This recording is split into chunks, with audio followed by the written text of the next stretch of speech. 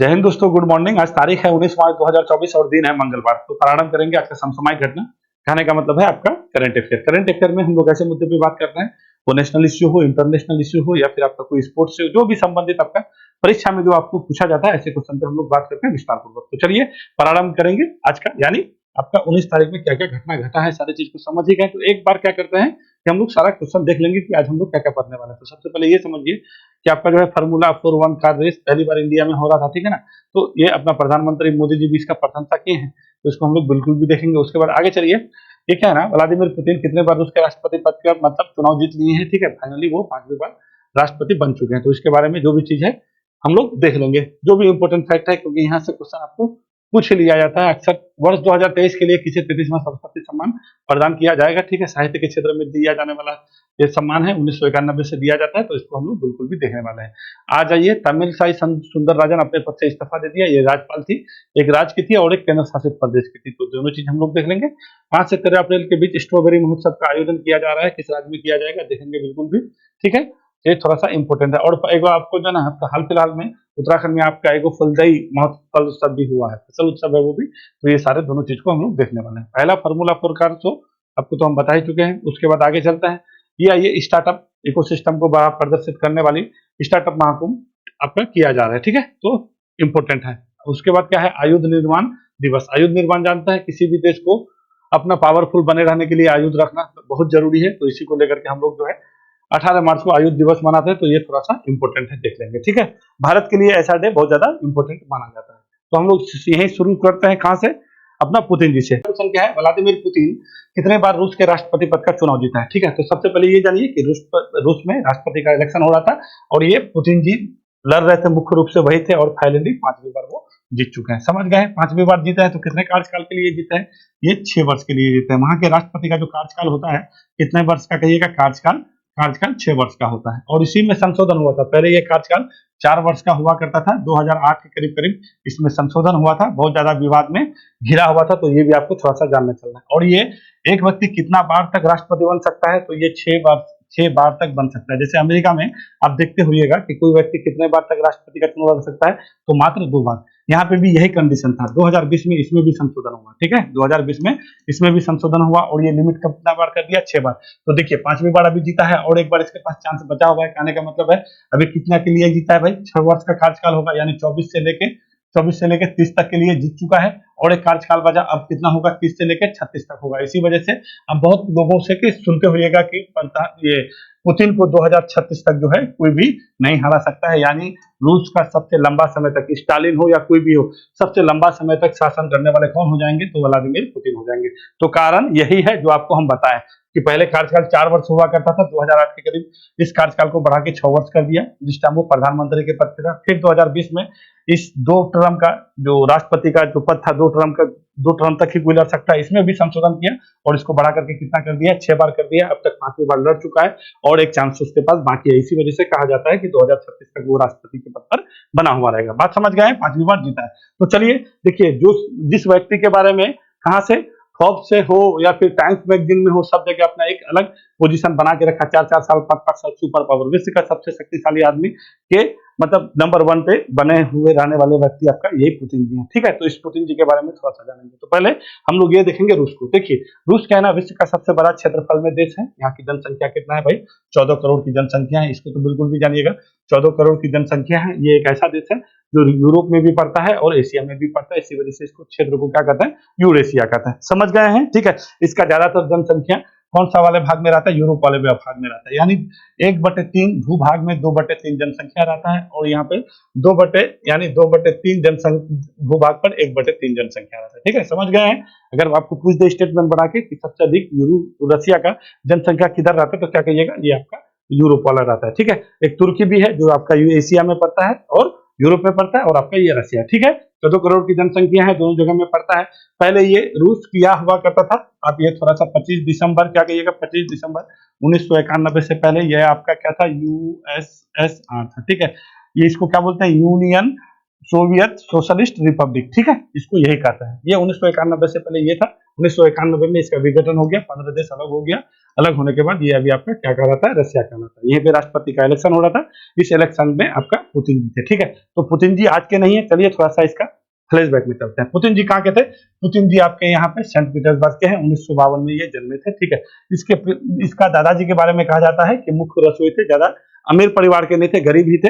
रसोई में जैसे खाना वाना नहीं बनाता तो उसके दादा वही थे, वही करते थे। और स्टालिन जी का नाम सुने होइएगा, रसिया का ही है, ठीक है, बहुत फेमस रहे हैं। तो स्टालिन के ही रसोईया में काम करते थे और फाइनली धीरे धीरे वहीं पे स्कूल में पढ़ाई किए। पढ़ाई करने के बाद आगे निकले, आगे निकलने के बाद फिर रूस के खुफिया एजेंसी यानी केजीबी में जाके जुड़ गए, ठीक है। केजीबी क्या है? जैसे हमारे यहाँ पे देखते हैं ना तो रॉ होता है, रॉ मतलब रिसर्च एनालिसिस नहीं देखते हैं, जो खुफिया एजेंसी होता है भैया, जो गुप्त मतलब गुप्त तरीके से काम करता है। तो रसिया का जो वहां का ही है उसका नाम क्या है? केजीबी। केजीबी में काम किए, काम करने के बाद 1991 में ये सारा चीज हुआ और पुतिन जी का हृदय परिवर्तन हुआ कि नहीं। अब यह सब छोड़ो, केजीबी का डायरेक्टर मतलब मुख्य भी रहे, प्रमुख भी रहे, और यहाँ से 1991 में क्या कर दिए भैया? इस्तीफा दे दिए। इस्तीफा देने के बाद वो धीरे धीरे पॉलिटिक्स में एंट्री भी मारे, ठीक है। और भी जगह काम मेयर उप मेयर भी रहे और धीरे धीरे धीरे धीरे धीरे धीरे पॉलिटिक्स में एंट्री मारे। आते आते 1999 में आइए, उतना जगह नहीं जाएंगे। 1999 में तत्कालीन राष्ट्रपति कौन था? तो बोरिस आपका मैं येलेत्सिन था। बोरिस येलेत्सिन का हो गया तबियत खराब, तो वो अपने उत्तराधिकारी के रूप में सबसे पहली बार इसको क्या कर दिया? पुतिन जी को मौका दिया, ठीक है। तो सबसे पहले पुतिन जी रूस के जो राष्ट्रपति बने, कब बने? तो क्या कहिएगा? 1999 में। यहाँ तक कहानी समझ गए हैं इसके बारे में। अब देखिए, आपको थोड़ा सा कहानी समझ जाइएगा तो फिर आपको चीजें याद भी रहेगा और सारा चीज समझ में भी आएगा। 1999 में ये बन गए भैया रूस के पहली बार राष्ट्रपति। कौन? बोरिस येलेत्सिन का तबियत खराब हो गया, ठीक है। उसका जो है शरीर नहीं होता है कि आदमी कोई भी स्वास्थ्य नहीं है तो क्या करेगा भाई, किसी को तो देना ही पड़ेगा। और इसका परफॉर्मेंस बहुत अच्छा था। और आपको बोले ना 1991 में इसका हृदय परिवर्तन हो चुका था। ये एक चीज वहां के लोग को मैसेज दे चुका था कि देखिए, जो हम लोग का अस्मिता के साथ जो धोखा हुआ है, ठीक है, जो शीत युद्ध के कारण जो है, शीत युद्ध से बहुत ज्यादा परेशान थी है। और अभी भी इसका एक ही मुद्दा है कि जितना भी 15 देश जो अलग हुआ है सबको हम एक जगह करके रहेंगे। देखते हैं यूक्रेन 2 साल, तीसरा साल युद्ध चल गया। फरवरी 2022 से शुरू है आपका, कौन सा चल रहा है भैया? 2024 मार्च चला गया, समझ रहे हैं? 2 साल से यानी तीसरे साल में युद्ध प्रवेश कर गया है। उसको वो इन सब 15 जो आपका कंट्री है ना, वो बोल रहा है, इसका टारगेट ही है 1991 में जब ये सब छोड़ा था ना, टारगेट ही है कि वो सारी चीज को भैया हम अपने पास लेंगे। अभी क्या बोला है? अभी जैसे ही ये जीत के आया है ना तो चाइना बधाई दिया, ठीक है। पश्चिम जैसे अमेरिका है, फ्रांस, वो लोग को तो दिमाग खराब हो रखा है, ठीक है। भारत हम लोग भी बधाई दिए। फाइनली बहुत जितना भी आपका पश्चिमी देश है सबको परेशानी लगा हुआ है कि अब क्या होगा, ठीक है, क्योंकि ये इतना पावरफुल, जानते कितना परसेंट वोट लेके आया है? 87.97% यानी 88% वोट प्राप्त किया है भैया। इसका जो अपोजिशन वाले हैं उसको 4% और 2% वोट आया है, ठीक है। आपका एक लेवेलनी का नाम याद ये रखिएगा। बहुत लोग कहता है कि इसका जो ध्रुव थे जो इसको टक्कर देता, ठीक है, उसका नाम लेवेलनी था, ठीक है। इसका जेल में आपका मृत्यु हो गया था। इसके बारे में आपको अच्छा से बताते हैं, अभी इसके बारे में नहीं बताएंगे, ठीक है। बट याद रखिएगा, इसका ध्रुव नेवेलनी थे, इसका बहुत सारा भ्रष्टाचार को ये उजागर किया था, जिसका मृत्यु हो गया हाल फिलहाल में कहाँ पे? जेल में, ठीक है। इसका कहानी यानी ये 1999 में गद्दी पे बैठा। गद्दी पे किसका जगह में बैठा? बोरिस येलेत्सिन तत्कालिक राष्ट्रपति थे और अपने जो है उत्तराधिकारी रूप में इसको बैठाया। राष्ट्रपति के तौर पर पुतिन का 5वां कार्यकाल 6 वर्ष का होगा, जो अभी से लेकर 2024 से लेकर 30 तक चलेगा, ठीक है। जोसेफ स्टालिन को पीछे छोड़ते हुए रूस के सबसे अधिक दिनों तक राष्ट्रपति के रूप में सेवा देने वाले सबसे मजबूत नेता बन गए हैं, ठीक है, जिसको इतना प्रतिशत वोट आया है। मेरे हिसाब से सारा चीज यहाँ का समझ गए। रूस का जो आपका संसद है, ठीक है, 2 होता है, जैसे हम लोग का राज्यसभा लोकसभा है ना, तो वहां का भी है। वहां के जो ऊपरी सदन है उसके काउंसिल ऑफ फेडरेशन कहते हैं, और जो निचली सदन होता है उसको ड्यूमा कहते हैं, ठीक है।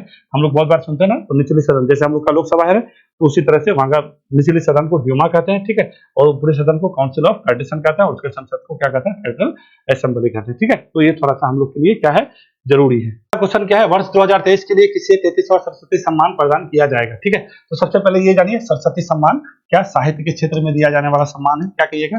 साहित्य के क्षेत्र में दिया जाने वाला सम्मान है। कब से देते हैं भैया? 1991 से दिया जाता है। कौन फाउंडेशन देता है? के बिरला फाउंडेशन के द्वारा दिया जाता है, ठीक है, के बिरला, ठीक है। सबसे पहले व्यक्ति कौन थे? डॉक्टर हरिवंश राय बच्चन थे। हरिवंश, ये सब जो भी बोल रहे हैं आपके लिए बिल्कुल भी सब इंपोर्टेंट है। हरिवंश राय बच्चन थे, जिसको 1991 में ये पुरस्कार मिला था। तो इस बार दिया कितना जाएगा? 33वां, यानी 32वां भी दिया गया होगा, तो 32वां ये तमिल लेखक था शिव शंकरी को मिला था, ठीक है। और आपका 33वां का घोषणा कर दिया गया है, प्रभा वर्मा को दिया जाएगा, ठीक है। प्रभा वर्मा कौन है? तो प्रभा वर्मा जो है मलयालम आपके जो है कवि हैं और बहुत अच्छे अच्छे किताब लिखते हैं, जो इस बार उसको जो पुरस्कार दिया जाता है रौद्र सात्विकम के लिए दिया जा रहा है। कौन सा पुस्तक कीजिएगा, देखिए इसका पुस्तक भी पूछ लेता है, ठीक है, और उसका जो कौन भाषा का दिया जाता है ये भी पूछ लेता है। नाम तो पूछता ही पूछता है, बट ये सब जो बता रहे हैं ये थोड़ा सा याद रखिएगा। मलयालम भाषा के कवि हैं, क्या है मलयालम, ये भाषा कहाँ बोला जाता है भैया, केरल के हैं, ठीक है, केरल के हैं, ठीक है। तो केरल में जो बोली भाषा बोला जाता है उसको मलयालम कहते हैं। इसी मलयालम भाषा के कौन है, कवि हैं, ठीक है। और कौन सा किताब है, रौद्र सात्विकम के लिए इसको दिया जाता है। और इस पुरस्कार में एक क्राइटेरिया होता है, 10 साल का जो उसका उपलब्धि होता है वो भी चीज गिना जाता है। 2013 से लेकर 2022 तक का जो उपलब्धि है इसको लेकर के और ये बुक को लेकर के इसको ये पुरस्कार दिया जाता है। पुरस्कार राशि 15 लाख रुपया दिया जाता है। जो हम लोग के भारत के जो संविधान है, हम लोग का भारत का संविधान है ना, संविधान का 8वीं अनुसूची में जो आपका टोटल 22 भाषा है, 22 भाषा में ये पुरस्कार दिया जाता है। समझ गए। बहुत बार ये पूछ लेता है ना कि आपका कितने भाषा में दिया जाता है, ठीक है। जैसे आप साहित्य अकादमी अवार्ड देखिएगा, ज्ञानपीठ पुरस्कार देखिएगा, तो कहने का मतलब ये है आपको इतना बेसिक चीज पता होना चाहिए कितने भाषा में दिया जाएगा। तो क्या कहिएगा, संविधान का जो टोटल 8वीं अनुसूची में 22 भाषा है, 22 भाषा में 14 भाषा मूल संविधान में था, बाकी बचा बाद में भाषा जोड़ा गया, लास्ट में 2003 में जोड़ा गया था आपका, ठीक है। मैथिली संथाली है। तो कहने का मतलब है आपको ये इतना सारा चीज पता होना चाहिए कि कौन भाषा में मिलता है, कितना मिलता है, और राशि कितना है, 15 लाख रुपया। समझ गए सारा चीज। चलिए अब आते हैं थोड़ा सा फ्लैशबैक में, यानी 32वां में। तो 32वां में शिव शंकरी को दिया गया था, तमिल भाषा के थे। कौन से पुस्तक के लिए दिया गया था भैया, तो उसका एक पुस्तक का बड़ा बढ़िया नाम था, ठीक है, सूर्यवंशम, ठीक है। तो सूर्यवंशम के लिए शिव शंकरी को कितना से दिया गया था, 32वां। ये कौन सा था, तमिल संस्करण था, ठीक है। तो के बिरला फाउंडेशन 15 लाख रुपया दिया जाता है। सारा चीज आपको बता ही चुके हैं। और पहली महिला पाने वाली थी आपका बालमणि अम्मा, ठीक है। तो बालमणि अम्मा को बिल्कुल भी याद रखिएगा, ठीक है ना, ये बालमणि अम्मा। तो चलिए कुछ अवार्ड है आपका साहित्य के संबंध से, तो उसको थोड़ा सा देख लीजिए। तो अभी हाल फिलहाल में आपको कौन सा सबसे पहले सबसे बड़ा देखते हैं, साहित्य का सबसे बड़ा सम्मान कौन सा होता है भैया, नोबेल का होता है, ठीक है। तो किसको मिला आपको, जो है किसको मिला है इस बार का 2023 का नोबेल का साहित्य किसको मिला है, तो क्या कहिएगा, आपका नॉर्वे का एगो जो है, नॉर्वे का जो है आपका एगो ये आपका साहित्यकार है, ठीक है, उसका नाम है जॉन फोसे। तो जॉन फोसे तो समझ गए 2023 का नोबेल का पुरस्कार, 2023 का नोबेल का साहित्य किसको, इसको बिल्कुल भी याद रखिएगा, ठीक है। नोबेल में साहित्य लिटरेचर कुछ नहीं पूछता है, ठीक है। तो नोबेल का किसको मिला है, जॉन फोसे को, कहा गया है, नॉर्वे के, ठीक है। शिव शंकरी को तो आपको बोल ही दिए, 32वां वया सम्मान मिला। गुलजार, और यहाँ पे और एक व्यक्ति का नाम याद रखिएगा, आचार्य रामभद्राचार्य, ठीक है। इसको 58वां ज्ञानपीठ पुरस्कार दिया गया है, ज्ञानपीठ पुरस्कार, ठीक है। ज्ञानपीठ पुरस्कार 1965 से देता है और 58वां का घोषणा कर दिया। किसको किसको, गुलजार को और रामभद्राचार्य को। ये चीज हो गया। अब आइए पुष्पा भारती को, इसको कौन सा मिला है भैया, इसको अभी वया सम्मान दिया जाएगा, कहवा 33वां, ठीक है। 32वां आपका ज्ञान चतुर्वेदी को दिया गया था, ठीक है। तो ये भी बिल्कुल भी याद रखिएगा, वया सम्मान 32वां ज्ञान चतुर्वेदी को दिया गया है, ठीक है। 33वां का घोषणा हो चुका है, पुष्पा भारती को दिया जाएगा। 32वां सरस्वती सम्मान शिव शंकरी को। 33वां किसको दिया जाएगा, प्रभा वर्मा को। ये कौन सा भाषा के हैं, मलयालम भाषा के हैं। सिंपल से कोई भी चीज को आपको नहीं छोड़ना है, क्योंकि क्या पूछ देगा कोई नहीं कह सकता है। आगे चलते हैं, अगला क्या है भैया, तमिल साई सुंदर राजन ने अपने पद से इस्तीफा दे दिया है। वो किस राज्य के राज्यपाल थे, ठीक है। देखिए तमिल साई सुंदर राजन अच्छा खासा 2019 से अपने पद पे बनी हुई थी और फाइनली ये इस्तीफा दे चुकी है। अब बोली है कि हम लोकसभा का इलेक्शन लड़ेंगे। कहां से भैया, तमिलनाडु से, ठीक है। तो अब ये इस्तीफा किसको देगा भाई, तो देखिए सबसे पहले राज्यपाल के पद को जानिए। राज्यपाल एक स्टेट के लिए एक राज्यपाल होगा, ये आर्टिकल कितना में कहा गया, 153 में, ठीक है। और राज्यपाल जो है क्या कहिएगा, संवैधानिक प्रमुख होगा या फिर दोहरी भूमिका में होता है, क्योंकि हम लोग का क्या स्ट्रक्चर है, संघात्मक शासन है, ठीक है। संघात्मक शासन है ना, तो दोहरी भूमिका में होता है राज्यपाल स्टेट में। और राज्य का संवैधानिक प्रमुख कौन होगा, तो क्या कहिएगा, आपका राज्यपाल होगा। कौन सा आर्टिकल में, 154 में। राज्यपाल की नियुक्ति कितना होता है, 155 में। और राज्यपाल अपना इस्तीफा किसको देगा, राष्ट्रपति को देगा, ठीक है। उसका कार्यकाल 5 साल का माना जाता है, ठीक है। अगर वो चाहे तो इस्तीफा दे भी सकता है। कितने आर्टिकल में, 156 में, ठीक है। तो इतना सारा चीज आपको पता होना चाहिए, ठीक है, कि राज्य का प्रमुख राज्यपाल होता है, ठीक है ना, दोहरी भूमिका में होता है। संघात्मक शासन में दोहरी भूमिका चलता ही रहता है, ये बात आप लोग जानते ही होंगे, ठीक है। एक राज्य के लिए 153, 154 में प्रमुख होगा, 155 में नियुक्ति होता है, 156 में वो चाहे तो अपना कार्यकाल से पहले अपना इस्तीफा सौंप सकता है। किसको, राष्ट्रपति को, लिखित। समझ गए मेरी बात को। तो ये किसको भैया इस्तीफा देगा, अब राष्ट्रपति को देगा। तो कहाँ के थे ये आपका तेलंगाना का था, ठीक है। और कहाँ का था भैया, आपका पादुचेरी का था। तो पादुचेरी जाने यूनियन टेरिटरी में आता है, तो वहां का उपराज्यपाल के पद में था और तेलंगाना के राज्यपाल के पद में था। कौन, तमिल साई सुंदर राजन, ठीक है। समझ गए मेरी बात को। तो चलिए थोड़ा सा तमिल साई सुंदर राजन को देख लेते हैं। ये है तमिल साई सुंदर राजन। और ये क्या है, तेलंगाना के राज्यपाल से और पादुचेरी के उपराज्यपाल से, और फाइनली ये जो है अपना पद से इस्तीफा दे दिया है। सुंदरराजन दूसरी राज्यपाल के रूप में, देखिए तेलंगाना जो है ना 2 जून 2014 को बना था। कब बना था? 2 जून 2014 को तेलंगाना आपका बना था, समझ गए। और ये जो इसका कार्य, केसीआर वहां के क्या थे, मुख्यमंत्री थे, और 2 जून के 2014 के बाद कितना 10 साल ही हुआ है, ठीक है। तो ये अपना दूसरा कार्यकाल के लिए थे, 2019 से पदभार संभाली थी। भारतीय संविधान के अनुच्छेद 156 में आपको हम बता ही चुके हैं ये सारा चीज, ठीक है। तो ये आपके लिए क्या है ना, थोड़ा सा इंपॉर्टेंट है। चलिए थोड़ा सा आपको हम यहाँ पे मैप दिखा देते हैं, तेलंगाना और आंध्र प्रदेश, पादुचेरी किधर किधर है। देखिए पादुचेरी में आपका 3 को, ये जो है आपका जिला को याद रखना, बहुत बार पूछता है कि ये नाम जो है किस स्टेट में पड़ता है पादुचेरी का, तो ये आपका आंध्र प्रदेश में पड़ता है, क्योंकि पादुचेरी एक ऐसा स्टेट है जो कई स्टेटों में पड़ता है, ठीक है ना। 3 जिला है बट ये कई स्टेटों में है, ठीक है। तो यह नाम है आपका आंध्र प्रदेश में है पादुचेरी, और आपका क्या है भैया ये, हाँ पादुचेरी और कराईकल होता है ना, ये लिखने का, हाँ पादुचेरी और कराईकल तमिलनाडु पे है, और माहे जो है आपका केरल में पड़ता है। ये समझ गए हैं, ये आपका छोटा सा तेलंगाना है। और ये तेलंगाना में अभी आपका जो है कालेश्वरी, वो जो आपका लिफ्ट सिंचाई वाला इरिगेशन वाला प्लांट है, बहुत ज्यादा आपका चर्चा में बना हुआ है, तो इसको आपको समझते चलना है। यहाँ के अभी मुख्यमंत्री कौन है? रेवंत रेड्डी है। इलेक्शन हुआ था, 119 विधानसभा सीट है, ठीक है ना। तो थोड़ा सा आपका चर्चा में बना हुआ है। किससे कट के बना था तो क्या कहिएगा? आंध्र प्रदेश से कट के बना था। आंध्र प्रदेश में कितना सीट है विधानसभा, तो क्या कहिएगा? 175 सीट है, ठीक है। ये सब इंपोर्टेंट चीज बता रहे हैं, क्योंकि यहाँ पे आपका बहुत ज्यादा, मोदी जी तो अभी पिछले कई दिन से उधर ही है, हमारे दिन रैली ही करते हैं, तो थोड़ा सा हम लोग के लिए इंपोर्टेंट है, समझ गया ना। चलते हैं आगे। अगला क्वेश्चन क्या है? 5 से 13 अप्रैल के बीच स्ट्रॉबेरी, अरे स्ट्रॉबेरी आप लोग खाए ना, पहले आपको दिखाते हैं स्ट्रॉबेरी, ठीक है। तो चेरी ब्लॉसम हो या स्ट्रॉबेरी महोत्सव हो, ये सब कहाँ पे होता है? मेघालय में होता है। और आपको एक खुशखबरी की बात बता देते हैं कि बिहार में भी आपका स्ट्रॉबेरी का खेती होता है, बिहार में, ठीक है। इसका पौधा लाना पड़ता है, लोग महाराष्ट्र से लेके आता है और जाके लगाना पड़ता है, लगाने के बाद ये आपका होता है। तो ये आपका स्ट्रॉबेरी महोत्सव इस बार पहली बार आपका हो रहा है, थोड़ा सा इंपोर्टेंट है। तो कहाँ हो रहा है भैया? तो मेघालय में भी स्ट्रॉबेरी मनाया जाता है। तो वहां के सरकार के द्वारा जो है अभी आपको घोषणा किया गया है कि 5 से 13 अप्रैल के बीच क्या करेंगे भाई? स्ट्रॉबेरी महोत्सव मनाएंगे। तो कौन सा हो जाएगा? मेघालय हो जाएगा, समझ गए हैं। यही मेघालय संगमा वाला ये कोणार्क संगमा यहाँ के क्या है? मुख्यमंत्री है। तो यहाँ पे आपका होने वाला है क्या? स्ट्रॉबेरी महोत्सव। कब से? आपका 3 से 5 अप्रैल, है ना। तो ये क्या है? मेघालय के प्रसिद्ध स्ट्रॉबेरी फल की खेती को प्रोत्साहन देने के लिए राज्य कृषि परिवहन और किसान कल्याण विभाग संयुक्त रूप से 5 से लेकर 13 अप्रैल तक स्ट्रॉबेरी महोत्सव आयोजन कर रहा है। समझ गए मेरी बात को? स्ट्रॉबेरी महोत्सव कहाँ होगा? 5 से 13 अप्रैल होगा, और ये आपका मेघालय में होगा। मेघालय में आपका एक चेरी ब्लॉसम महोत्सव होता है जो इंटरनेशनल होता है, ठीक है, जो आपका बहुत ज्यादा इंपॉर्टेंट है, ठीक है। मेघालय को हल्के में नहीं लेना है। वहां अपना किसानों के लिए लोग जो है ये प्रोत्साहित करने के लिए, खेती को आगे बढ़ाने के लिए इस तरह का महोत्सव उत्सव करता रहता है। चलिए थोड़ा उत्तराखंड में आते हैं। उत्तराखंड में भी अभी आपका जो है एक फसल उत्सव हुआ था, जिसको क्या बोलते हैं? फूलदेई कहते हैं, ठीक है। तो इसको भी याद रखना है। उत्तराखंड के लोक पर्व ये 15 मार्च को हुआ था, ठीक है, 15 मार्च को, ये 15 मार्च, ठीक है, हर साल मनाया जाता है ये 15 मार्च को। उत्तराखंड के लोक पर्व कौन सा है भाई? फूलदेई फसल उत्सव के रूप में जाना जाता है, ठीक है। बच्चों द्वारा मनाए जाने के कारण इसको क्या कहते हैं? लोक बाल पर्व भी कहा जाता है, ठीक है। तो उत्तराखंड का आपका एकदम बिल्कुल भी याद रखिएगा, लोक पर्व है फूलदेई। कहेगा कि फूलदेई कहाँ मनाते हैं? हरेला कहाँ मनाते हैं, ठीक है। एक होता है हरेली, ठीक है, हरेली मनाते हैं छत्तीसगढ़ में, और हरेला मनाते हैं कहाँ पे है? तो क्या कहिएगा? ये मनाते हैं आपका ये उत्तराखंड में। तो उत्तराखंड का ये फूलदेई याद रखेगा, हरेला याद रखेगा, स्ट्रॉबेरी आपका मेघालय में, चेरी ब्लॉसम मेघालय में। तो ये सब उत्सव पूछ लिया जाता है, याद रखिएगा, ठीक है। चलते हैं आगे। यहाँ के कौन सा है भाई मुख्यमंत्री? कोणार्क संगमा है, ठीक है, कि ये संगमा का जो है बेटा है ये। अगला क्वेश्चन क्या है? पहला फार्मूला 4 कार शो कहाँ आयोजित किया जा रहा है, ठीक है। प्रधानमंत्री मोदी जी कल इसके बारे में बिल्कुल भी बोले हैं ट्वीट करके, ठीक है।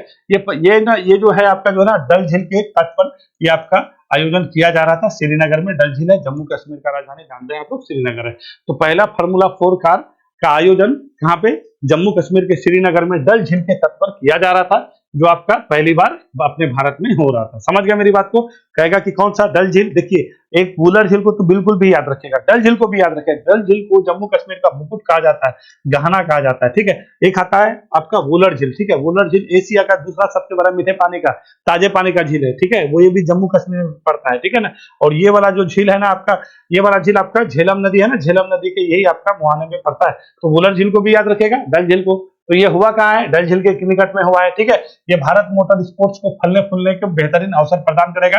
ये बात कौन बोले हैं, प्रधानमंत्री मोदी जी अपने से बोले कि इस तरह का अगर आयोजन अपने इंडिया में होगा तो हमारे यहाँ पे क्या हो जाएगा भाई, मोटर स्पोर्ट्स का जो भी है ना एक बहुत बड़ा आपका हब के रूप में देखा जा सकता है। अब अगला ये बहरीन ग्रांड प्रिक्स हो रहा था, तो ये है आपके मैक्स वर्स्टेपन है, ठीक है। ये रेड बुल के हैं, रेड बुल जानते हैं ना, रेड बुल का ड्राइवर है, ये नीदरलैंड का है। कहाँ का है, नीदरलैंड का है, जहाँ के प्रधानमंत्री अभी कौन बने हैं भैया, तो वो गिल्डर बने हैं, बहुत जबरदस्त आदमी है, ठीक है ना। तो वही गिल्डर है, वही उसी के देश के हैं आपका ये मैक्स वर्स्टेपन है, ठीक इसका नाम है। और ये फाइनली आपका बहरीन ग्रांड प्रिक्स जीत लिया है, तो इसको भी याद रखिएगा। साल 2024 का पहला ग्रांड प्रिक्स है इसका इस तरह का, और अपने इंडिया में हुआ है, तो इसको तो याद ही रखना है आपको, ठीक है। पहली फार्मूला 4 कार शो कहाँ पे, श्रीनगर में, कौन सा झील के किनारे, डल झील के तट पर ये आयोजन हुआ है, ठीक है। अब बहरीन ग्रांड प्रिक्स कौन, मैक्स वर्स्टेपन। देखिए अगर समझ में नहीं आया ना तो इसी को मारिएगा, लगभग अभी यही जीतता है, ठीक है ना। और किस चीज का है, तो क्या कहिएगा, रेड बुल का ड्राइवर है, फेरारी का ही नहीं है, ठीक है। फेरारी का भी जो ड्राइवर होता है ना वो भी जबरदस्त होता है, ये किसका है, रेड बुल का है। चलते हैं आगे, अगला क्वेश्चन। अगला क्वेश्चन क्या है भैया, स्टार्टअप इकोसिस्टम को प्रदर्शित करने वाला स्टार्टअप महाकुंभ कहाँ आयोजित किया गया, ठीक है। पहले ये समझिए, स्टार्टअप समझते हैं ना, देखिए सुनने में थोड़ा सा, स्टार्टअप मतलब नया कारोबार प्रारंभ करना, ठीक है। एक आदमी या एक से अधिक व्यक्तियों के द्वारा जो नया कारोबार प्रारंभ किया जाता है उसी को क्या कहते हैं, स्टार्टअप कहते हैं, समझ गए। और भारत अभी जो है ना पूरे विश्व में सबसे अधिक स्टार्टअप किसके पास है, भारत जो है वर्ल्ड में तीसरे स्थान पर है, थर्ड स्थान पर भारत है। पहले में अमेरिका आता है, दूसरे नंबर में चीन आता है, और तीसरे नंबर में भारत आता है। पहले तीसरे नंबर में ब्रिटेन आता था, हम लोग चौथे नंबर पे आते थे, अभी हम लोग तीसरे नंबर पे आते हैं, ठीक है। तो इसी का महाकुंभ किया जा रहा है, समझ गया ना कि स्टार्टअप क्या है, कि नया कारोबार जो स्टार्ट करते हैं, ठीक है, वही है। और इस कारोबार में क्या है, लाभ कम कमाना है, इन्वेस्ट ज्यादा करना है, ठीक है। यानी कम प्रॉफिट में ज्यादा इन्वेस्ट करके कम प्रॉफिट में ज्यादा से ज्यादा सेलिंग करना है, ठीक है। तो स्टार्टअप भी कई प्रकार का होता है, अभी हम लोग के 111 जो है हम लोग के पास क्या है, यूनिकॉर्न है, तो इसका अलग अलग आपका ये कैटेगरी भी किया हुआ था। तो यही समझ जाइए कि जो नया कारोबार शुरू किया जाता है उसी को हम लोग स्टार्टअप करते हैं। इसी का इकोसिस्टम को प्रदर्शित करने वाला स्टार्टअप महाकुंभ हो रहा है कहाँ पे, नई दिल्ली के भारत मंडपम में हो रहा है, ठीक है। नई दिल्ली हो गया है, भारत मंडपम हो गया, समझ गए मेरी बात को। अब थोड़ा सा यहाँ पे आपको लेके चलते हैं, ठीक है। भारत मंडपम में क्या हो रहा है भैया, तो स्टार्टअप महाकुंभ हो रहा है। स्टार्टअप महाकुंभ समझ गए हैं, तो भारत मंडपम में 18 से 20 मार्च यानी आपका चल रहा है कल से मार्च 2024 तक स्टार्टअप महाकुंभ का आयोजन किया जा रहा है। इस आयोजन में विभिन्न स्टार्टअप के अलग अलग क्या भैया पैवेलियन लगाए, जिनमें से एआई टेक है, एग्रोटेक है, फिल्म टेक है, एनवायरमेंट टेक है, अनेक विषय शामिल है, ठीक है। इसका उद्देश्य क्या है, पूंजीपतियों और निवेशकों को भारतीय व्यापार के साथ जोड़ना है, ठीक है। जो पूंजीपति है, जो निवेशक है, उसके भारतीय व्यापार, अभी क्या बोले हैं आपको कि ज्यादा से ज्यादा पैसा लगाइए, कम से कम मुनाफा कमाइए, ज्यादा से ज्यादा लोग अट्रैक्ट होगा। ऐसे जो है लोग जो नया व्यवसाय नया अपना काम का शुरू करता है वही क्या है आपका स्टार्टअप है, ठीक है, समझ गए हैं। तो भारत विश्व में तीसरे स्थान पर है, तो पहला स्थान पर आपको बोल ही चुके हैं। और मोदी जी इसके बारे में हर दिन बोलते हैं कि स्टार्टअप खोलिए, तो स्टार्टअप का एक कचौड़ी का दुकान भी खुलेगा तो वो स्टार्टअप है, नया कारोबार है ना भाई, सब नया कारोबार कीजिए। तो यही सारा चीज बात है। चलते हैं आगे, अगला बात हम लोग करते हैं। अगला बात क्या करेंगे, अगला क्वेश्चन क्या है भैया, आयुध निर्माण दिवस, ठीक है। आयुध निर्माण दिवस ये समझिए, जो भी आपका आयुध है ना, हम लोग ऑर्डिनेंस नहीं देखते हैं, ठीक है। तो कहने का मतलब है जो भी आपका गोला बारूद हथियार बनता है वही आयुध है, ठीक है। इसका दिवस हम लोग मनाते हैं 18 मार्च को। क्यों मनाते हैं भैया, 18 मार्च 1801 को कलकत्ता में पहला जो है आयुध आपका हथियार का जो है ना आपका फैक्ट्री खुला था, ठीक है। कहाँ पे, कलकत्ता में 1801 में, ठीक है। देखिए 18 मार्च 1801 को कलकत्ता में भारत का पहला आयुध फैक्ट्री की स्थापना हुई थी, तभी से इसी के दिन को चिन्हित करने के लिए हम लोग क्या मनाते हैं, देखिए आपका ऑर्डिनेंस फैक्ट्री। अभी हाल फिलहाल में आपका अडानी समूह के द्वारा आपका कहाँ पे कानपुर में जो है बहुत बड़ा जो है आपका ये फैक्ट्री भी खोला गया, ठीक है। जिसमें आपका एक कौन सा राइफल के बारे में बता रहा था, हमको याद नहीं आ रहा है, बट अडानी कंपनी के ही द्वारा खोला गया है, ठीक है ना। तो भारत में हर साल 18 मार्च को भारतीय आयुध क्या कहिए कारखाना दिवस मनाया जाता है। भारतीय आयुध निर्माणियों और हमारी सुरक्षा करने और भारतीय सशस्त्र बलों को मजबूती प्रदान करने के लिए महत्वपूर्ण भूमिका निभाता है। देखिए हम लोग के पास गोला हथियार बारूद होगा तभी तो हम लोग का जो भी सेना है, सशस्त्र बल हो या सेना जो भी है, जो भी लड़ेगा कैसे लड़ेगा, ऐसे थोड़ी लड़ेगा, तो ये सब होना जरूरी है। और ये फैक्ट्री कहाँ पे बनता है, तो ये दिवस हमारे हिसाब से ये दिवस को बहुत जोर शोर से मनाना चाहिए, मगर ये दिवस ना कोई जानता है ना कोई मनाना चाहता है, ठीक है। तो ये सारा क्वेश्चन था आज का, मेरे हिसाब से सारा क्वेश्चन हो गया है, ज्यादा लंबा नहीं खींचते हुए मैं जल्दी जल्दी आपको बता दिया हूँ, ठीक है। क्योंकि देखिए जितना भी कम समय में चाहते हैं कि ज्यादा से ज्यादा चीज आप सीख लें और हम ज्यादा से ज्यादा चीज आपको बता दो। तो चलिए ठीक है, वीडियो देखने के लिए धन्यवाद। मिलेंगे हम लोग कल यानी 20 मार्च को, तब तक के लिए पढ़ते रहिए, मस्त रहिए, खुश रहिए और ऑफिसर जरूर बनिए। हमारा एक ही उद्देश्य है कि आप लोग को ऑफिसर बनने का है, ठीक है।